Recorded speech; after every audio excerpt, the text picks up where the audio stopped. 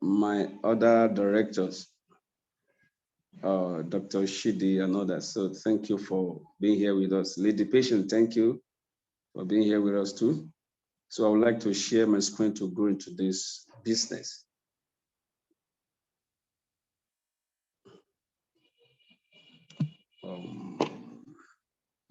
Today, we want to talk about introduction to human rights. Introduction to human rights. I'm still expecting some other barristers to join us in. And I've seen one, I don't know if it is network that is opting out. Please, Ambassador Joseph and Chaplain Francisca, please be at alert for others that may not want to be coming in, because if I start the presentation, I may not be able to do that. So thank you. Today, introduction to human rights. And this is coming from World Humanitarian Organization for Peace and Equity. You know, this training is Proficiency course a program, and it's 3 days. Yesterday, we have done justice to dynamics in humanitarianism, volunteerism, and NGO management.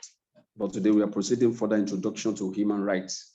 Now, and the course content, what is human rights, the terminology, classification of human rights, historical development of human rights, approaches to human rights, list of human rights, then evolution of human rights. So let's go here.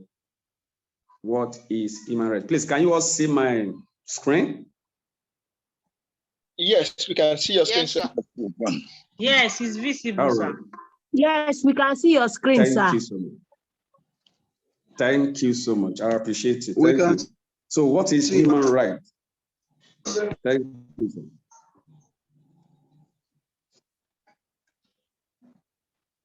Thank you. So shall we proceed?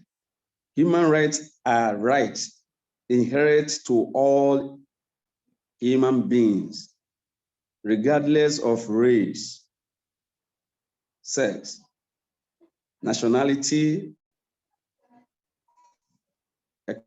ethnicity, language, religion, or any other. Human rights include divine liberty, freedom from slavery and torture, freedom of opinion and expression, the rights to work and education, and many more. Everyone is entitled to these rights without discrimination. And this definition is coming from the nations. Then rights are rights inherent beings, regardless of race. Dr. Shidi, please, can you help us? If we say race, what do we mean by that? Race. All right. Thank you very much, sir. Race simply means a group of people of a particular extraction. And at times it might cut across geographical boundaries and also cultural and some social boundaries that hold them together.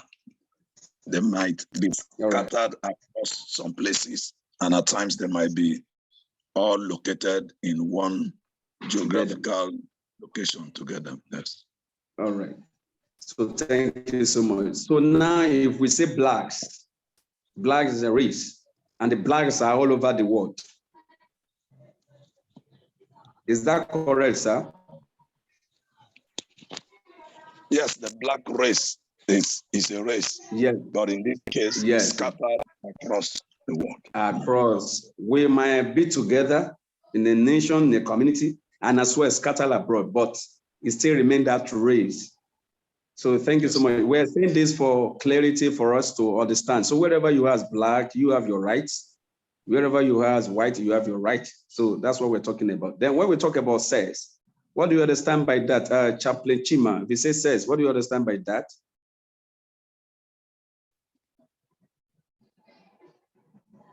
Chaplain Chima, we have talked about race. If we talk about sex, what do you understand by that? Okay, when we talk about sex, we're talking about the formation of the human in question. Is it male, female, and right now we are having people. You say gender.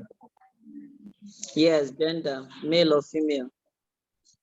All right. So to simply put, I know you might have your different definitions, and I know Dr. Shiti might have given you professorship, but now we just need a small definition, which is gender. So we talk about race, we talk now about gender. Then when we talk about nationality, please can Lady Patience help us on that? Hello, greetings everyone. Nationality. What do you understand by that? Can you hear me? Yes, we can hear you. We can hear you loud and clear. Yes. Okay. When we talk of nationality, it has to do with the country, the particular country the person is from. Nationality by birth. All right. All right. So thank you so much. To simply put, you have done justice to that. Thank you. So your nation, your nationality, the country you belong to. Emmanuel, please, can you say something on that? Ethnicity. What do you understand by that?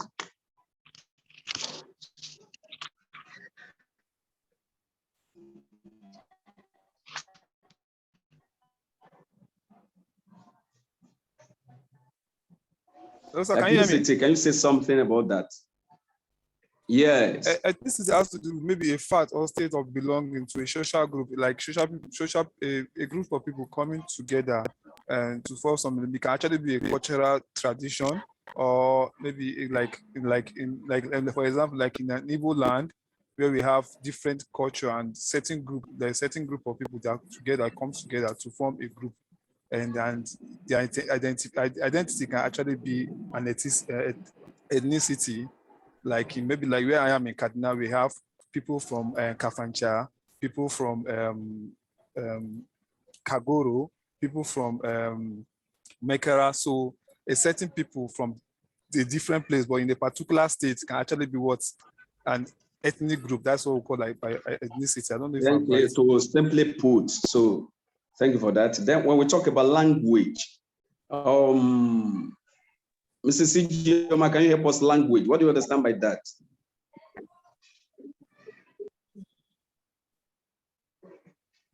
Mrs. Sijoma, language. Nation. Understand by language. The different. I'm trying not to use language again. Different different languages you can speak, not necessarily where you come from. And that there are some people, they literally can speak other people's native dialect. Anywhere they settle, they understand them. They can speak their native dialect. That's what I understand by language. Well, you have talked about dialect. That is their mother tongue, their dialect, I think a mix of communication. Please, you can mute yourself, please. So, language, that is everybody, we have a different languages. Oh, please always help us out on that. So we have our different languages. So that is our mother tongue. So what we say, according to our community, our group, where we belong, there are different means of communication. So we give that to language. Then religion. I don't know if Karuka, what's that name again? Please, that lady, what's her name? Is it Ukamaka? Is she still here with us, please?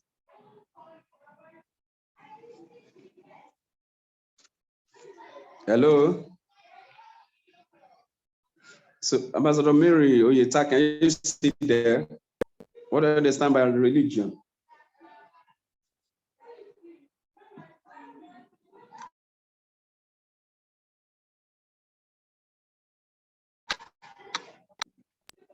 All right, time. Okay. Religion, in a simple term, is I think it's simply saying about our faith, as in the how will I put it now? Like our doctrine, or our way of worship. You know, like we have the Christian, we have the Muslim, we have the pagan, we have the atheist, and all of that. So it depends on your faith, or on what you believe in. Let me put it that way, or based on doctrine. All right. Or what. Thank you so much. All right, thank you. Even the word pagan, every religion see others that are not in their religion as pagan. That's how I see it. Everyone in one religion or the other, that if you see another person that is not in his or her religion, they categorize that person as pagan. Because if you go out there, ask them, they ask one of the things to tell you too, and what they believe in or believe on. So religion is just a faith, a belief, and the way of worship, as we have said. So meaning that when we now talk about human rights, he said these are the rights inherent to all human beings, regardless of your race. Either you are black or yellow, white, pink, whatever your color might be, whatever your sex, maybe male or female, male, female, whatsoever you have them, nationality, wherever you come from Kenya, from Togo, from Zimbabwe, from Sweden, from Australia, from Japan, wherever you come from, your ethnicity, Ibibio, Yoruba, or wherever you are, then the language too, any language you might wish speaking, then religion, whatever religion you practice, that is, you have your right, or whatever what we are here to learn today. That is, you have rights to life, you have rights to liberty, freedom from slavery or torture, freedom of opinion or expression. The way you see things might be quite different from mine. So the way we see things is quite different, and you have your freedom of opinion or your expression. This is how I see mine, you say it. Then you right to work and education. That is, you have the right to work and you have right to education, because education is also a right. That's what we're talking about here, and many more. This is what United Nations put together that we should understand. And it says everyone entitled to this right without discrimination. Without discrimination means we will not say because of she's a female, because of sex now, because she's black, because of race now, because he came from Nigeria, because he's not in our ethnic group, because he speaks this language, or because he worship this or that. So it is not acceptable when you discriminate. That is, we all have rights to that. Right we claim to be the Universal Declaration of Human Rights. Then terminology for this. The term human rights is used to denote a bound spectrum of rights, ranging from the right to life to the right to a cultural identity. They involve in elementary preconditions for the dignified human existence. This right can be ordered and specified in different ways. At the international level, a distinction has sometimes been made between civil and political rights.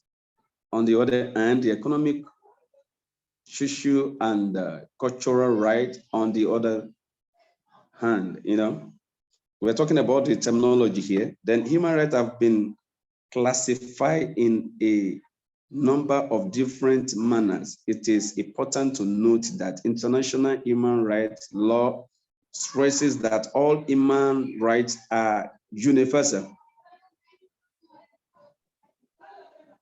indivisible, and interrelated. Meaning that you will not say this right is for our nation, our country. Every right is universal. That is, whatever right you claim to have, so also every other person. Maybe it's from your country or not. Don't think because it is the law of our land. So everybody has that right you claim to have because it is universal. Then classification of human rights. Here we have number one, classic and social right, civil, political, economic, social, and cultural rights, fundamental and basic rights, other classifications like freedom. So what we're talking about here, all these rights are also universal, either classic or social, either civil, political, or something. It is all universal. We must know that. We are taking that short because we are still going to a longer thing to read together when it comes to that main human right itself. Then historical development of human rights. The history of human rights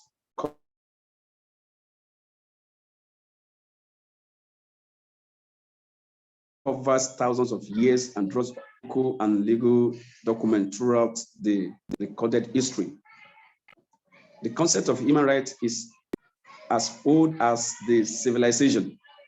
I repeat that the concept of human rights is as old as the civilization. That it has been, in a sense, that this human right we talk about, and day in, day out, they are being modelized as well. It's civilized too. This is evidence from the fact that almost at all stages of mankind, as there have been a human rights document in one form or the other existence. Several ancient documents and later religious and philosophies include a variety of concepts accepted as a form of human rights. Notable among such documents are the Edicts of, yes, we mentioned some documents that has been in ages, meaning that this issue of human rights is not just today's theme or topic or what we just discussed, but it has been enacted, it has been a document that has been existing. Here we have 231 BC. BC means before Christ, talking of thousands years ago now, thousands. So Constitution of Medina of 622 AD, that is after death. So it has been for a very long time. It's not just now, but yet you see people violating, bringing over human rights. That is why it calls for review here and there. They work more on it. So we have different types of human rights, the classification, and that's what we have read earlier on. Then the approaches to human rights. Here we have the natural law approaches. We have the historical approaches. We have the positivist approaches. We have the massivist approach. That is the social science approach as well. All these help when it comes to law to approach all these laws we have mentioned, either classified, either in their different countries or whatsoever. It helps when it comes to natural law, historical laws, approach. I mean, the way we approach them. Number one, you said the theory focuses on the natural law. That is the natural law. There's a way we look at it that is higher than positive law created by man, and to which the latter must conform. Natural law is based on equality. We'll get to the law itself. I think the number one is equality as well. That is equality. We will not differentiate and say this is male or female.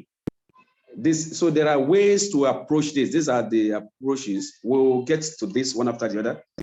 Let's proceed. Now, I think we have more work to do here. Please, can we see this list of human rights? And these are the Universal Declaration of Human Rights. We have 30 of them. We have 30 of them. So we'll take it after the other. I don't know if you are seeing my screen. Please, can you all see my screen? Yes. All right. Please, I want somebody to read the number one for us. Number one. Right to equality. Yes, thank you. Right to equality. Please, I want this stage now to be more interesting and to be more participatory. So we are not just going to say it. We want everyone to contribute. I will start again with Dr. What's the name again? Dr. Shidi. Please, if we say right to equality, what do we understand by that, sir? Or what can we gain from you? Right to equality. All right, thank you very much. Yes, thank you. Right to equality simply means every person having, as it were, let me speak in a language that everybody understands. What is good for the geese is good for the gander. So equality in treatment, equality in whatever should accrue to somebody as a human being. All right. Thank you so much. Yes. You know, there are some family, they'll say, when it comes to sharing of the properties, you hear that because she's a female, she doesn't entitled to this. What can you say to that, sir, concerning this right to equality? Okay. Based on this right to equality, it simply means what a man, if a man is supposed to share from the property of a family, a woman is also entitled to it, even though in some African cultures, women have been relegated to the background because they believe that women marry and live. Yes, but recently also in Nigeria, there has been a law that somebody took that case to the Supreme Court. So a few years ago, a case that was handled from the Southeast, the Supreme Court now gave the order that a woman is also entitled to anything that a man is entitled from her place. Thank you so much, sir. Do we even need to go to court again when we have this Universal Declaration of Human Rights, that everyone is equal, even before the law? The right to equality. So being a female or male, we both have equal right. Then on this aspect too, I'll take for instance, the Nigeria presidency. I've never seen women coming on board. I've never seen any woman become a president. But this right say right to equality. So women too can become a president. We all have the right.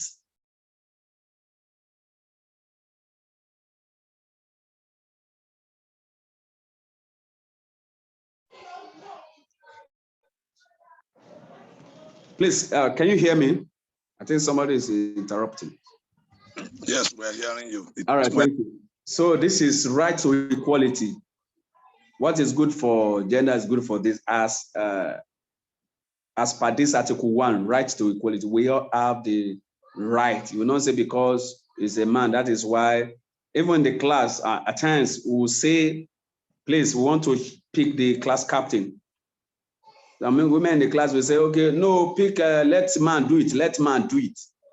It's wrong. We all have the right. You can be the chairperson. You can, nothing bad in that. So we must always know this, that there's right to equality. Then Article 2, can somebody read, please? Article 2. Freedom from discrimination. Freedom from discrimination. Please, who is that? Please, can you mention your name and tell us what you understand by that? My name is Ijoma. All right. Yes, sir. Please, what do you understand by that? I understand it to be based on what you just, from the previous equality and everything, let's channel it to that part. Everyone tends to gain irrespective of the gender or whatsoever the person is, you have freedom and rights to it. Okay, please, can anyone help us better? Freedom from discrimination. So let me add to what she said. I don't know. Let me add to what she said. All right. And when we're talking about freedom from discrimination, I can actually link it to like maybe racism, that okay, black people should be one side and white people should be one side. So if they are attending to black people, they will say white people should go. The treatment is just bias, and I can actually link it with to people that like the vulnerables, or people that maybe you are sick, or maybe you are amputated or something like that. They will say, okay, we cannot attend to it because you don't have one eye, because you don't have one leg. So what they are giving to a person that is complete will be different from what they are treating, how they treat people that are not complete and people that are complete. So I think this is my explanation, can actually maybe share more light to what all right. Thank you for that. Thank you for that. And Mrs. Joma, thank you too. Please, who spoke now? What's your name? Emmanuel. Emmanuel, all right. Thank you so much. Can I add a little to that too? Okay.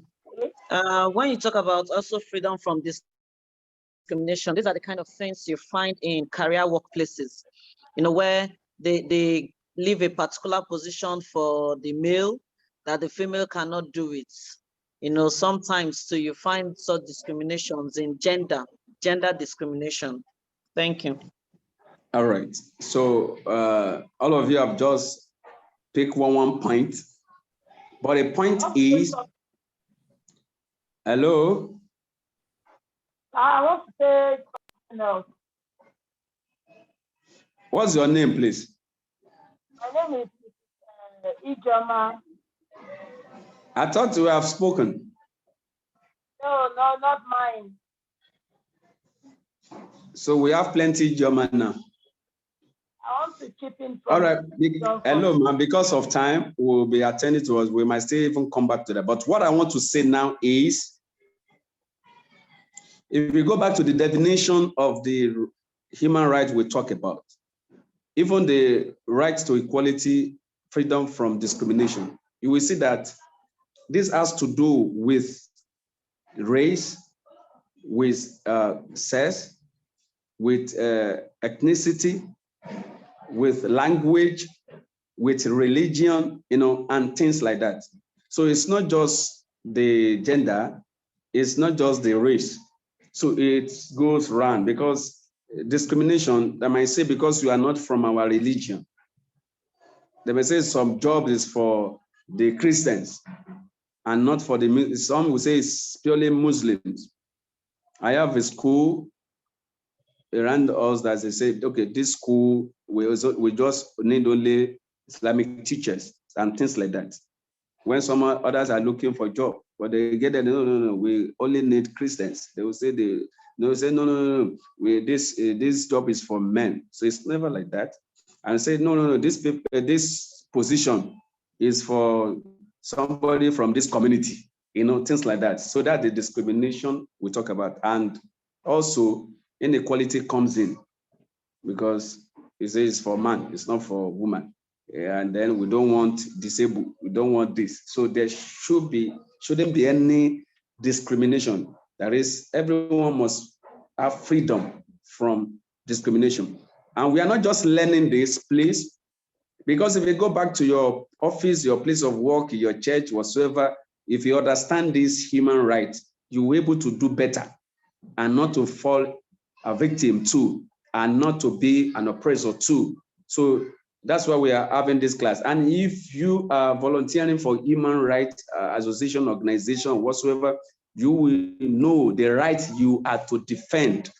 That is why we are putting this together. So let's quickly go to Article 3. Can somebody read?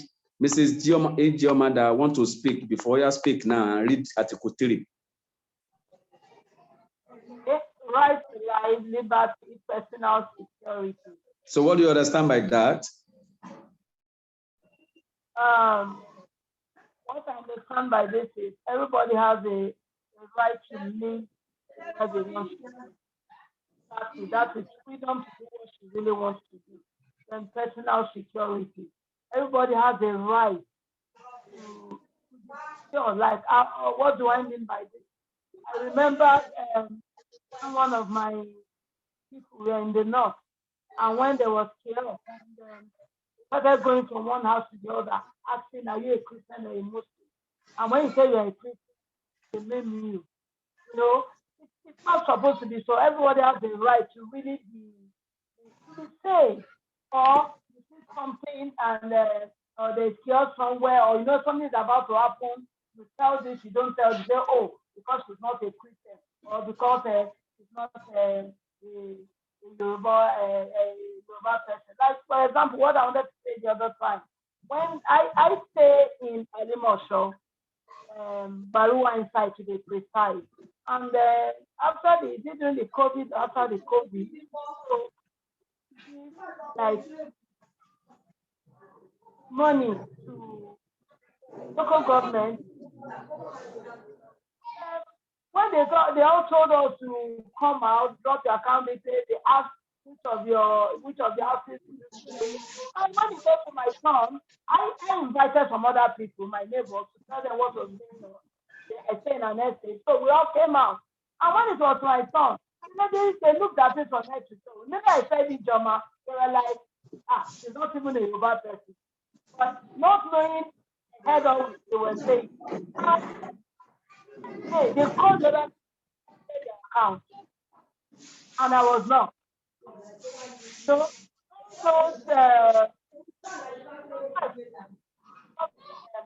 not nice, but to me, everybody has a life. They have a right to life, liberty, and good things. It has to be given to. It should be everybody.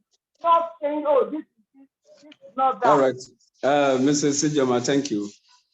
Because if we allow you now, you tell us another story, and you are grieved already.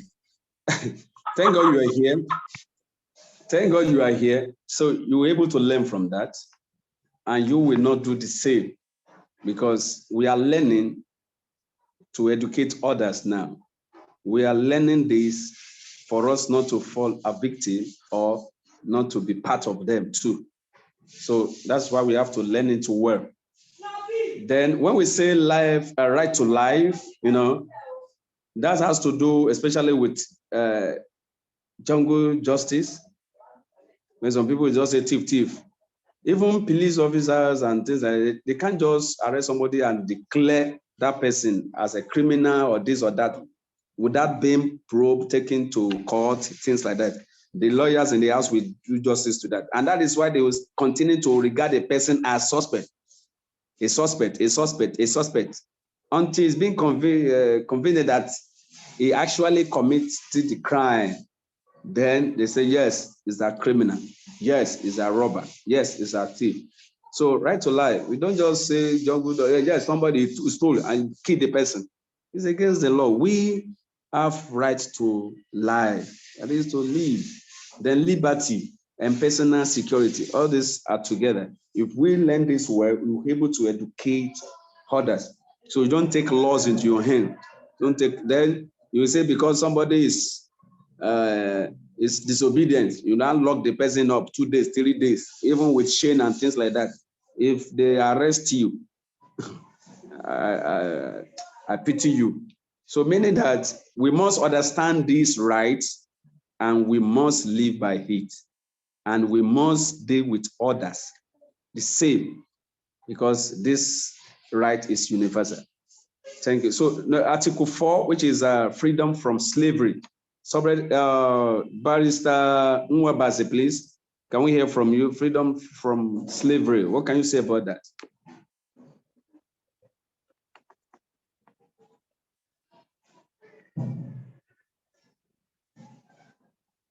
Oh, am I off? Can you hear me?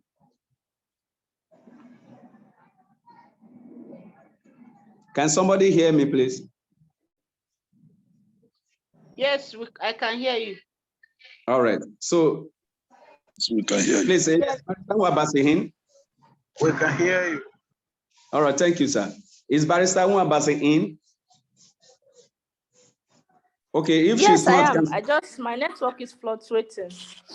All right. Thank God that there's no more fluctuating. Please, can we hear from you? Freedom from slavery. What can you say about that?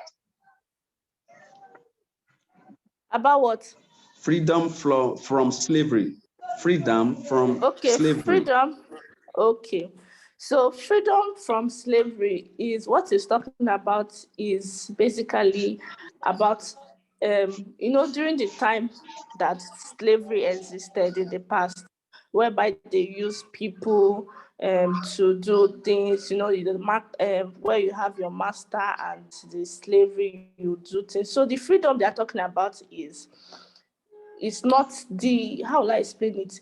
The law states that such slavery should not exist again. So the freedom, you're having freedom from it, freedom from the slavery of somebody using you as a slave. So the law states that you have the right to have freedom from such unfair use or behavior of somebody using you as a slave. So yeah, you have that freedom as a right. You have the right to have the freedom of slavery. So nobody can use you as a slave even till this present time. So that is the freedom they are talking about. All right. So thank you so much. That is, we have some people today, if you go to NAPTIP, you see them working seriously, because we have some people that are still working on trafficking people to some other countries, trafficking them into Nigeria, So this is not acceptable. This is not acceptable. So everyone has the freedom from slavery. You have somebody in your home using the person as a slave, you are going against the Universal Declaration of Human Rights. All this concerns everyone, and we must protect this right wherever we are. If you see anyone still engaging such, then you make official report, write report against the person, because it's against the human right. Then Article 5 says freedom from torture and degrading treatment. So this has to do with all this child labor. Some people start torturing them. Maybe he asks him or her to do something and they didn't do it well, begin to torture. You've seen there different cases that a guardian will go and take pressing iron, hot one, use it on the baby he has in the house, using as a slave, torturing the person. We have seen the different cases that somebody will go and lock them up in the toilet after beating seriously. You think he even used machete. So different cases like that. So it is against the law, torturing anyone or degrading human being. Is against the law, and this has their consequences and grievous punishments. The barrister in the house will tell us more, because we invited more to do justice to this today. And I don't know if they are in already, because I'll still get back to them anyway. Then we go to Article 6. It's a right to recognition as a person before the law. Please, do we have Barrister Anna in the house? Is she in yet? Barrister Anna? Barrister Anna? Is she in?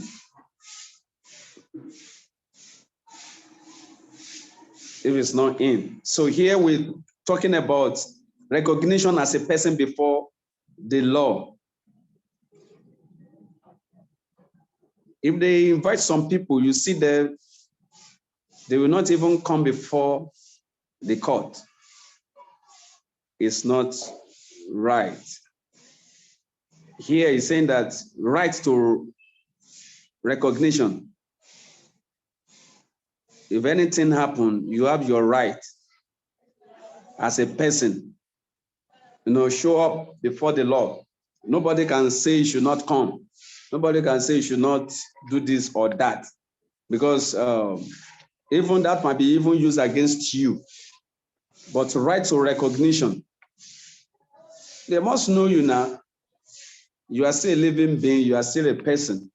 So rights, you have your right for recognition as a person before the law. You have your right, and don't let anybody take your place when you are still alive.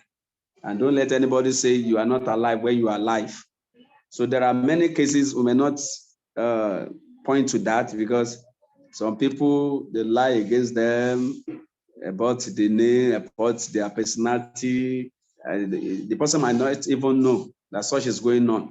So you have your right to appear and to show that, yes, here I am. That is for recognition. Then we go to Article 7, right to equality before the law. As we all have the right to equality, even the law as well.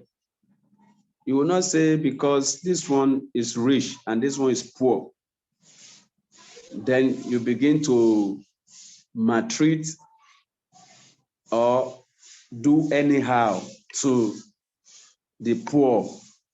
We are all equal before the law. And not that they get to the law, you say somebody should sit down, the other one, you stand up, you sit down.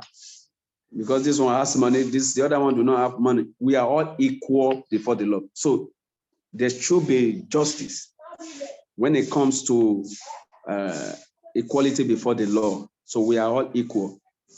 If the rich man does something wrong, let it be dealt with. It might even be high rank officer, it might be even government official. Let there be justice. So it will not be only the masses, it will not be only the poor you will find in prison. So because the rich do away with this, maybe they bribe, they do this, is wrong. The law says, or the right says, everyone has right and equality before the law. So there should not be preferences and things like that. Then right to remedy by competent tribunal. I don't know if Dr. Chidi again will help us on this. Right to remedy by competent tribunal. What do you understand by that, sir? Then Lady Nkuruka should be ready for Article 9, freedom from arbitrary arrest and exile. So Dr. Shidi, Article 8, right to remedy by competent tribunal. What can you say to that, sir?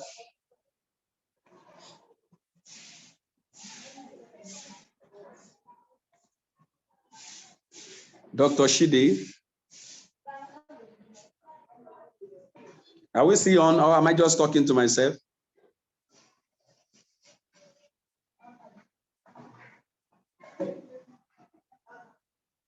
We can hear you, sir. All right, please. I think I can assist in that aspect.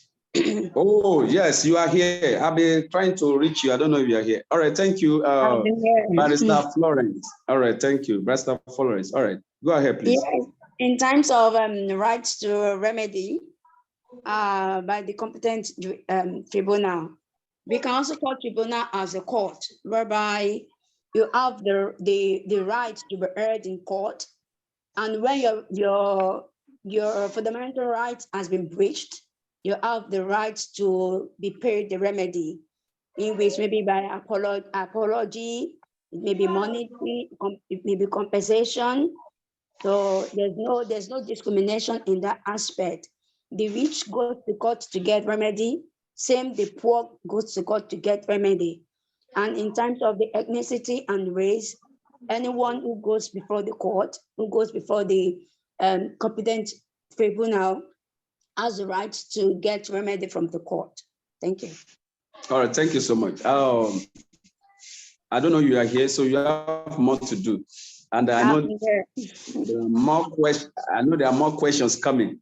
Then Barrister Florence, Article 9, freedom from arbitrary arrest and exile. What can you say about that, please?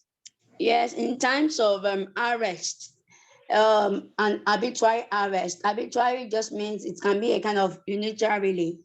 You can't be, there must be a competent court that will give such kind of order that if the person should be arrested or be sent on exile. So where there is no competent court that has competent jurisdiction on that, or anyone who is a victim still have the right from any arrest or exile. All right. So you are free from that if you are not a criminal. And Yes, if please. the arrest has not been ordered, so Yes, you please. are free from it. But once the arrest is ordered or the exile, you are not free from that. But you are free when you are not a victim, you are not a criminal. You understand? So, but when the court has already declared you wanted or arrested, so that means you are no longer free. That's why we must also keep our rights and not to infringe on other people's rights and always stay safe. Then right to fair public hearing. I know there are government programs. They might say governor want to speak, president want to speak, this one will speak. As for citizens or masses, we have a right to fair public hearing. At least nothing stops us to be there to hear them. I don't know if I'm right to barrister, that's why you are here. If anyone have any public lecture that has to do with federal government, with every citizen, you have your right to be there. Even court at times, you have right to be there at least to hear some things if you need to. So barrister.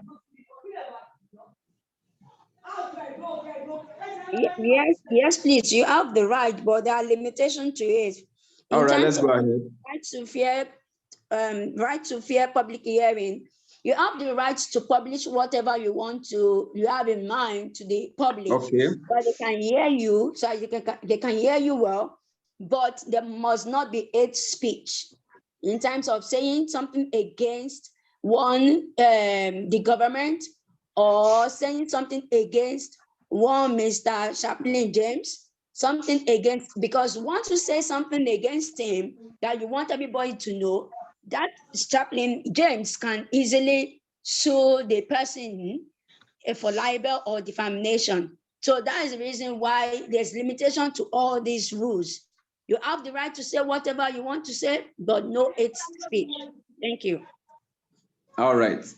So that is, as you have your right, there's still limitation. Okay, that's a very good point. As you have your right, you still have limitation. Because if you, like this we have just said now, if you bring up like a speech, talk against the government, the president, this, that, you might be in for it. That is, you might be sued. You start looking for money to build yourself. The formation of character, this, they bring other laws that you have never heard before. And before you know it, you are being charged 32 billion naira, dollars. So that is why this.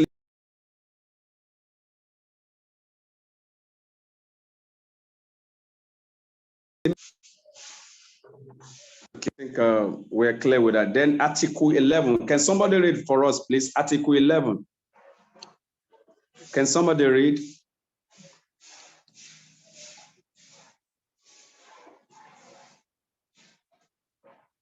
Article 11. Can somebody read? I want to carry everybody along. I want this to be participatory. Okay, let me read it.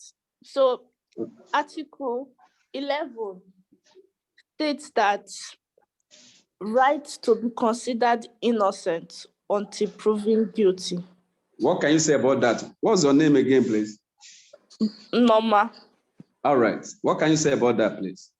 So this article talks about, in law, there's a maxim that states that, a notion that states that everybody is innocent until proven guilty. So when charged for a case or for a alleged crime, the person is innocent. That is the presumption of law, that you are innocent. Then when they start bringing evidence, maybe in case of murder, they bring evidence of the knife, your fingerprints, different things, and all those evidence then results to the fact that, okay, you committed it. But before everything, you are innocent. It's the court that will not decide whether you are guilty or not. So there are some things that sometimes when police arrest somebody, say, you are guilty of this offense, you are this, that is a lie. You are still innocent until a competent court proves that you are guilty for that case. So even in the process of the trial, the case and everything, you are still presumed as innocent until the judge pronounced that this person is guilty for this also offense with the evidence attached and everything attached to it. So that is what it means. Thank you so much. Thank you so much. So please, for everyone learning this, for everyone in the class, we must understand this. So if you are advocating for human rights, even if you cut somebody red-handed on, in the heart, you are not the one to prove the person guilty. To everyone that is not there to the court, is still remain suspect. And that's what I've said earlier on. Until the court or the judge proving the person guilty. You must understand and tell you will not just say, okay, let's kill him, put tire. So don't put laws into your hands. Don't put laws into your hands. So you must understand this right. And yourself as well, if anything happens, nobody should accuse you as this or that because you have not been proven guilty by the court. So you must understand your right, and you must understand the right to others too, because this is universal. I think that is clear to us. Then we move to Article 12, which is freedom from interference with privacy, family, home, and correspondence. Freedom from interference. This one get killed. Barrister Florence, please. What can you say about this? I think it's a simple example of interference with privacy, family, home and correspondence. Is this shack loan? Shack loan whereby most of the victims are just they are always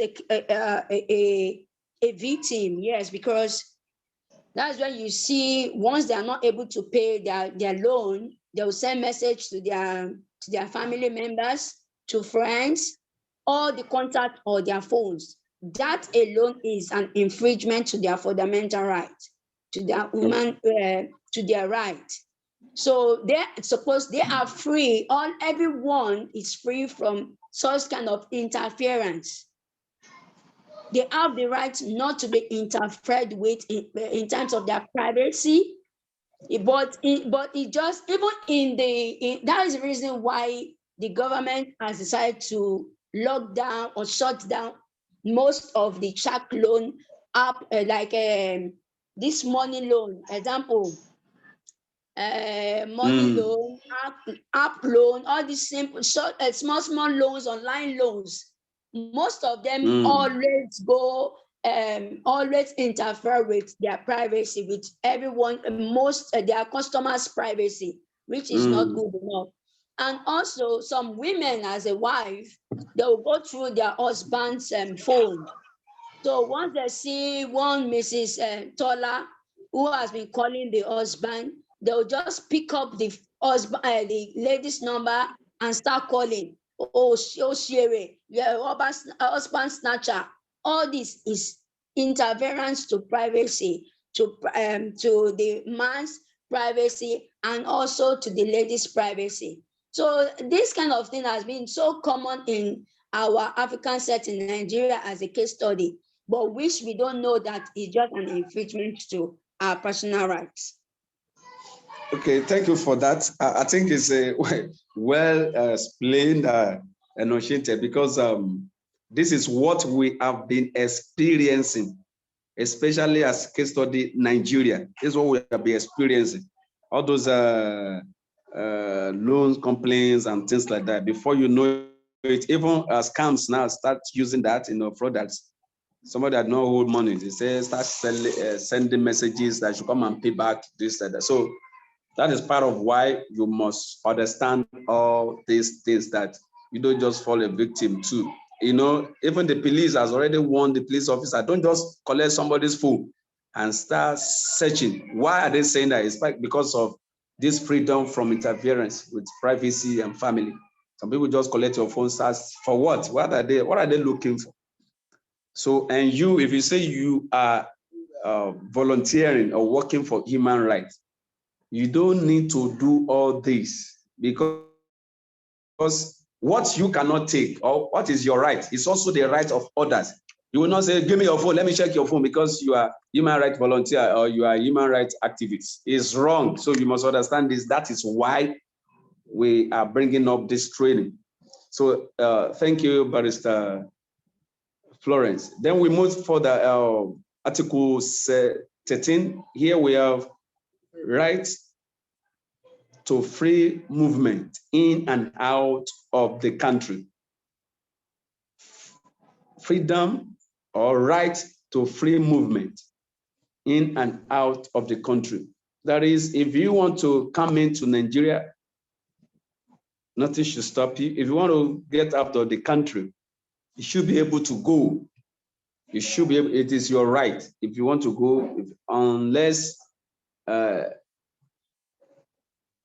one is involved in anything that may warrant the government to say no, or any government agencies to say no.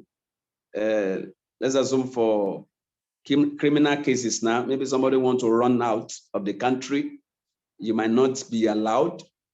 Maybe you are ex-convict or things like that, you might not be allowed. It might affect your traveling out of the country, even you're coming in at times. So that is why it is always good to stay safe, so you enjoy these rights you have and the freedom of moving out. And at times your visa, your passport might be denied, maybe because of documentation and things like that. So you will not say, I have right to move out of the country, I have right to move in, or that is my right. If it is your right and the documentation you need to put together to make it smoother is not there, so what will you do? So that is part of the limitation to all these rights we're talking about. Then Article 14, we have right to asylum in other countries for or from persecution. So, this is where some other persons are hiding. When they go to other countries, declare themselves wanted in one way or the other for that country to save them from persecution, from killing, from that. They put their hands up in asylum. So we have right for that in other countries, at least for protection and to be safe from persecution, with condition too, because if the little realize that the information you provided is not true, you might also be jailed, you might also be sued, you might also be prosecuted. So you must understand all these things, and that part of the limitation to that. Then Article 15, right to nationality and the freedom to change it. Right to a nationality and a freedom to change it. Barrister Unwabazi, can you say something about that? Because I know you might have been planning to travel to UK to go and meet Dr. Yewande. What can you say about this, Barrister Unwabazi? Right to a nationality and the freedom to change it. Are you there? Okay. Yes, I am. All right. So the right to nationality and freedom to change it, it means that you have the right to gain the nationality of a country. Let's say, for example, you travel to the UK or Canada. due to maybe their particular system, you might now I have know to where stay you for are a planning to particular. travel to. Okay. Now I know where you are planning to travel to. Continue. Okay, so you might want to stay there for a particular period of time, depending on how their own law is. Then you have, when you comply with maybe their law and everything, then you have a particular years to stay for you to have the nationality of that country. But you have that right to be a nationality of Canada or whatever country. And also, if you want, as a person, you want to change where you are from, maybe as a Nigerian now, I want to change my nationality from being a Nigerian to being a Canadian. I have the right to change it too. So all these things are things that even as a citizen, these are natural rights you have to gain the right of a particular country, and also and sometimes you might even have the right to even have dual citizenship or dual nationality.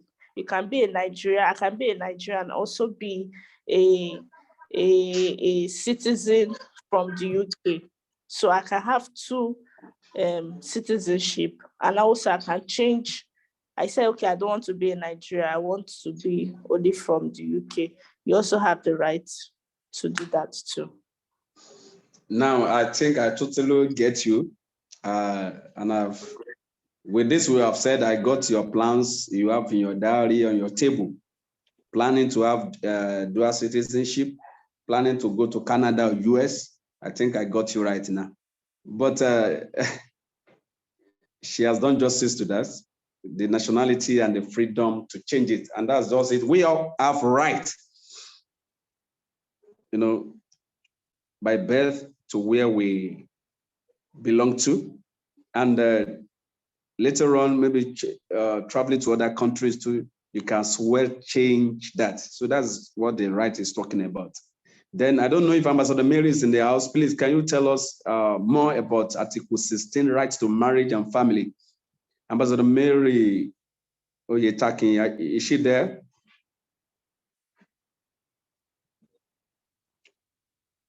If she's not there, Lady Nwabasi, Lady Nkurika, I want my short mother to address this. Rights to marriage and family.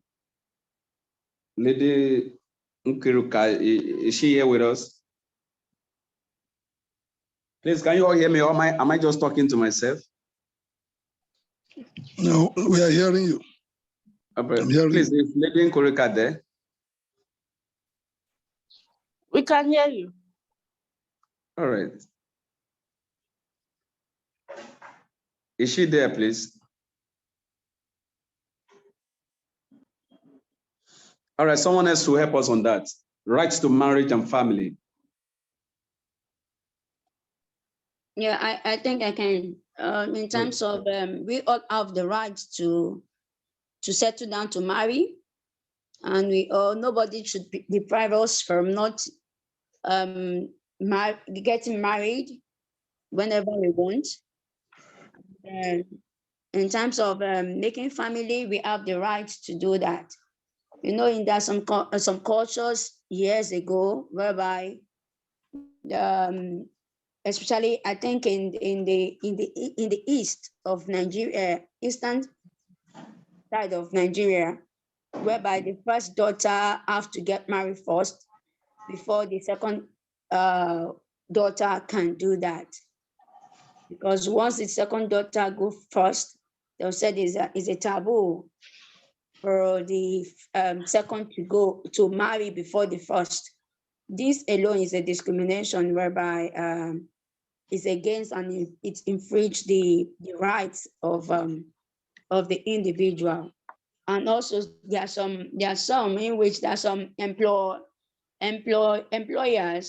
whereby they will say, oh, a married person, I don't want to, once you are working with me, you must not get married. Except if you leave the organization, that's when you can get married. That alone is an infringement. So we all have the right to get married once we attain the majority age, and we have the right to make our families too. Thank you. Thank you so much. That's a wonderful one, and it's very clear and straightforward. Please, if you have a question, it's better you start writing them down, because after this, we'll be attending to questions. All right, thank you so much. Then we have right to own property. I think this is self-explanatory. That is, wherever you are in the country, you have your right to own your property. You want to buy your land, you want to build a house, you want to buy your car, whatever you need, you have your right. But there's also limitation to it, because you have to purchase some documentations for all those things. If you have land, what about your CFO? If you have your car, your registration and things like that. So we're not just, it's my right to buy a land. If you buy a land, what are the other documents you need to get? If you buy your car, what about that things you need to get that make it yours, the documentation? So it's very important. Then freedom of belief and religion. So we have said it earlier on, you have your right to belong to any religion of yours. That's your belief and you live with it. You have your freedom. So nobody will say, why are you practicing Judaism? Why are you practicing Hindu? Why are you a Christian? So you have your right to be. And in your family too, let's assume this Muslim, Islamic family, and somebody said among them he wants to be a pastor. You have your right.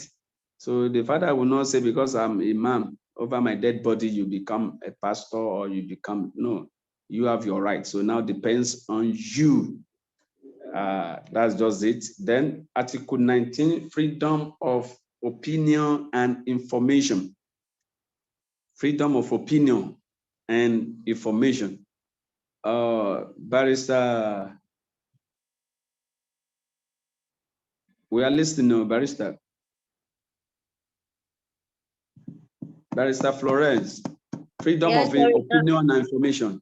Yeah, freedom of opinion. You have your opinion to whatever decision you want to take, or whatever issues are coming up that you can hear. You have your opinion. You can write it out. You can send it out on social media whatsoever. You have the choice, and freedom of information. You have the right to get information from any source, any legitimate source, any legal source. You have the right to do that. You are not. Your right is limited, though. Yes, because in terms of giving out opinion, some people may try to bring out hate speech into that, or to defame one's character, which is not good enough. So insofar you are within the scope of law, then you are good to go. Thank you. All right, thank you so much. Then this is Article 20 now.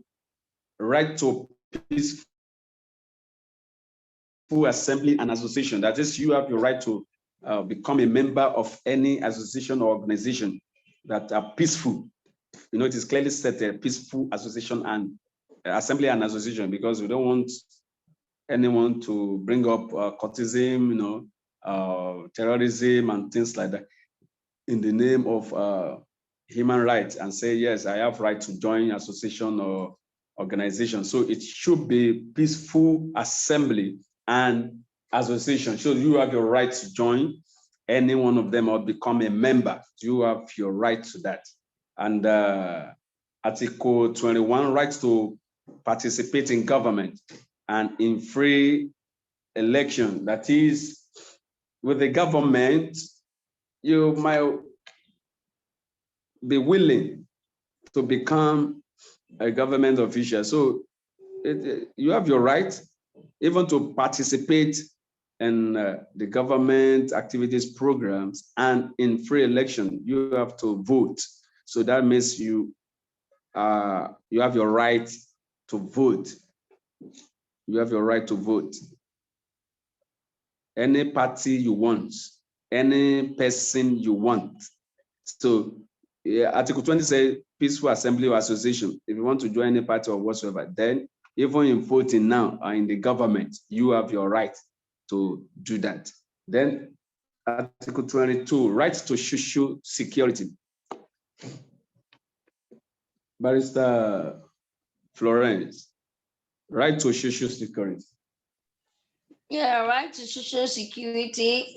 I think it can be of community awareness, community security in terms of it is not human animals that are being a kind of community security. You can join, and if you want to join them, you can join them in terms of being a community guard to anyone. Whatever you want to do in the community, you can do that. That's what it's called, community security, whereby you can try to not only security per se in terms of neighborhood, maybe a kind of a woman is beating up the community violence or child abuse of a child, whereby you as a neighbor, you have the right to call the police for that incident. So you are stepping in as a humanitarian social security in that aspect. Thank you. All right, thank you so much.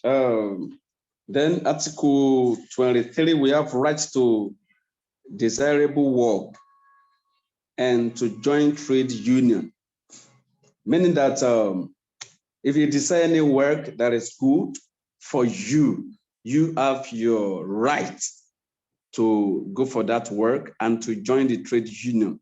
Then the trade union we talk about is the legal one that will not be fraudulent and things like that.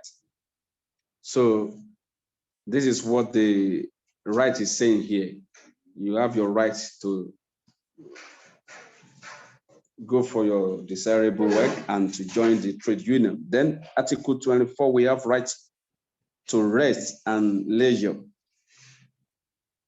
Barrister Mwabazi, what can you say here? Right to rest. Or do you need to go and take permission from somebody before you rest? So I don't know why they put it here. Rest and leisure. What do you have to say? Barrister Mwabazi.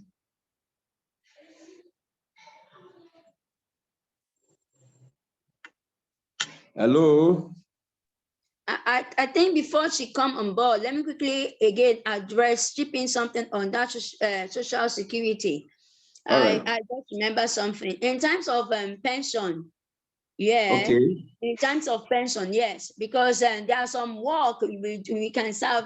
That is the reason why the government make it so mandatory for every organization to create pensionship for all their employees. That is really, really important. And that is the reason why they said it was stated that right to social security, after you have worked for so many years, you have to have.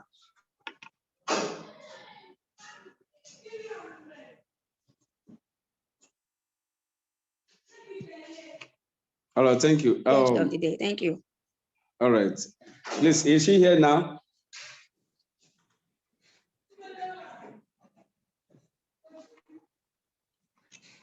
Okay. That is, everyone has right to rest and take your leisure. That is why you say in work, they give you leave. So we all have that. Even God, after work for 7 days, 6 days, he rested the 7th day. So it is very important you have your right to rest and take your leisure hour. So even in the office, if there's time for that, you make sure you use it well. Is it your right? So use it well. And if you know that this is your right, please give it to others too, because it is not only for you. This universal declaration we're talking about is only for you. So you must respect other ones too. If they say they want to take their rest, take their leisure hour. So we're saying this because we're training you. What is good for you is good for others. So what you think somebody should not do to you, don't do it to others. This is the right we're talking about. As it's for you, it's also for other ones. Then Article 25, rights to adequate living standard. Dr. Shide, please, can you help us on this? Right to adequate living standard. So what do you understand by this? Dr. Shide. All right, thank you very much. Right to adequate living standard simply means everybody is entitled to live according to what the society, accepts to be adequate, in the sense that, okay, like right now, the world has benchmarked a particular standard for people to live up to. Anything below $2 is termed as poverty line. So if you're living below $2, you are living on the poverty line. So adequate living standards should be anything from $2 and above a day. So everybody's entitled to that standard of living, even though some countries do not have up to that. But that is the benchmark, is $2 and above for a day. Thank you. All right, so if we now say that everybody has rights to that adequate standard, I think our government have more things to do. An individual is too, and a family too, we have more to do. So if it is our right, let's work towards the right. And if we're in the government, we must say to our citizens,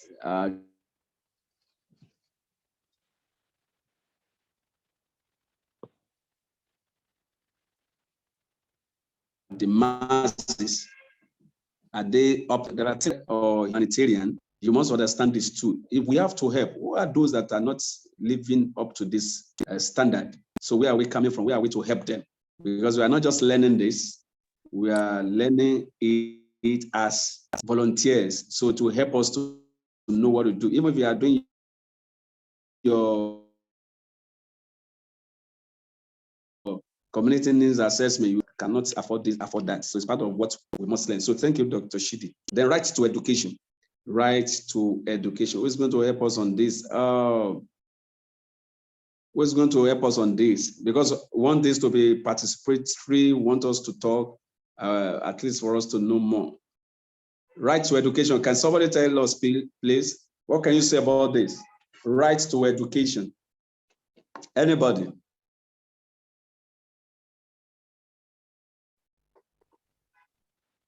Okay, maybe I can chip in into that, since I'm also into education. Can I go ahead? All right. All right, so right to education is simply the universal declaration that every person on earth has the right to affordable standard of education. So every child upwards, you have the right to be educated. Now, the other question is whether it is free or not, depending on countries. Some countries, it might be free, in which case they are subsidizing it. But for others, it might not be free, but at least when they make it as a right, it means all parents should make children available to be educated. Adults also have that right to be adequately educated. Thank you. So thank you so much. That this education is the key. It's more important, and is the right to everyone. It's a right that we must all get education. That is, everyone must get educated. But reverse is the case. Even the government school, some people still find it difficult to attend. I don't know, but it is part of what we have experienced when we are out there. You see some people, despite the house is even closer to the school, they will not go. So everybody has right to education.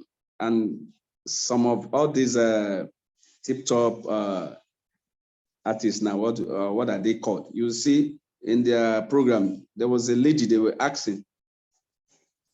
In fact, it was so ridiculous. Is it, they asked her, did you defecate? He said, no. I said, why? He said, because there's no money now. If there's money, I will defecate. That one said, so you need money to defecate? He said, yes, now. Because if I have money, I will defecate, I will be able to travel, I will eat, I will wear clothes. That just the person does not even understand what he's talking about. So there are a lot of things that is going on. And if everyone has this education, it will really help, because nobody will be duped, nobody will be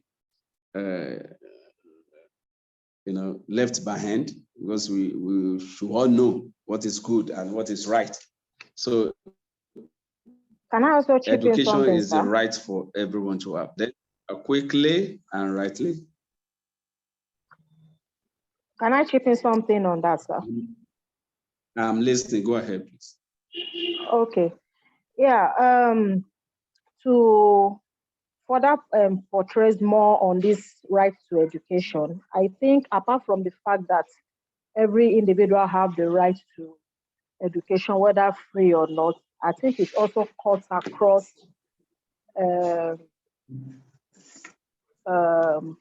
family now. Let me put it this way: that like in the normal, I wouldn't say normal anyway, the usual norm or the usual belief in this part of the world, especially in Nigeria, though thank God things have actually changed for good, but not in totality, where we think women don't have the right to education, that is only the men.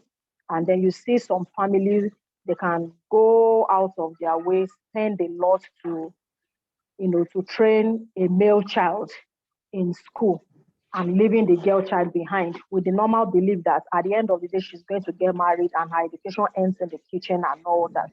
So this is simply saying that be you a man, be you a woman, everybody's entitled to education. And then we also see an avenue where, you see some parents will be like, oh, this child is not too fit, to study academically. So that's where you see, a whole lot of children hawking on the streets and then doing all sort of things and all of that.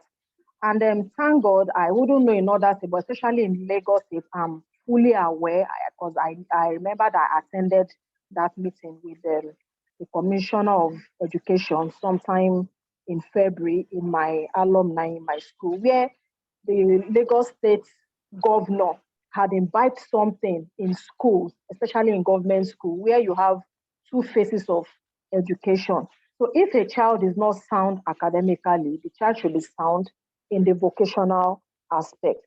So these are all part of the things that are put in place to make sure that everybody is entitled to this education thing, because the best legacy you can even give to a child is education.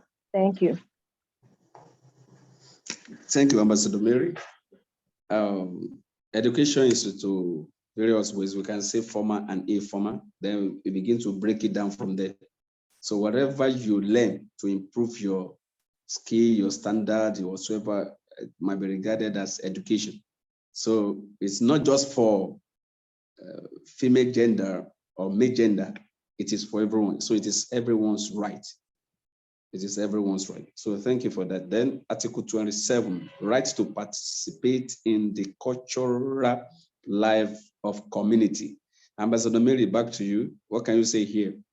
Not just education, you just come and talk. Oh, okay. Right to participate in the cultural life and community.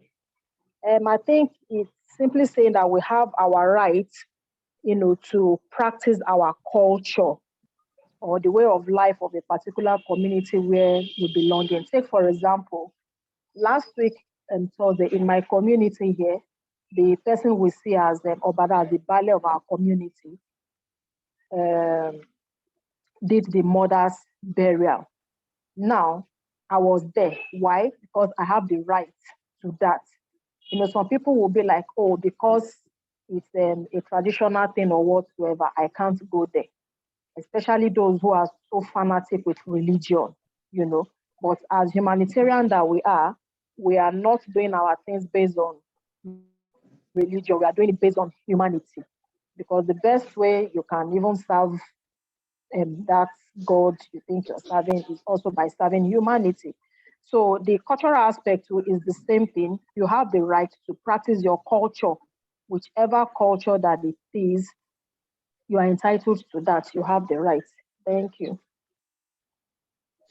All right. That is whatever cultural activities that might be going on in the community, you have your right to be there. And it is not by force. It is not by force.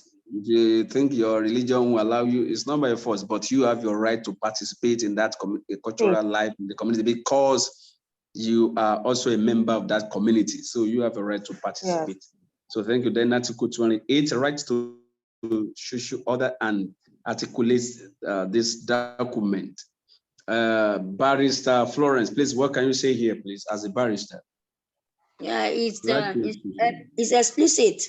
Yeah, right. that we all have the right to distribute this document. I mean, this universal declaration, this human right. We have the right to articulate same. We have the right to propagate. I mean, to kind of propagate this. Yes, this document for everyone to know. For everyone to know their right. All right. So thank you so much. And to everyone here too, you have the right to propagate this right. We have 30 of them to share with others, at least for them to also know their rights. So it will help them, dealing with others, people's rights too. Then Article 29, community duties essential to free and full development. Community duties essential to free and full development. Dr. Shidi.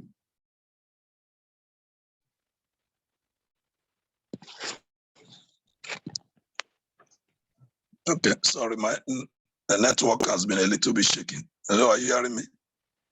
So are you eating? Because this is your voice. It seems as if you are eating fried rice. No, it's the network. Immediately you were speaking, the network was a little bit shaky. All right. So okay. Article 29, community duties essential to free and full development.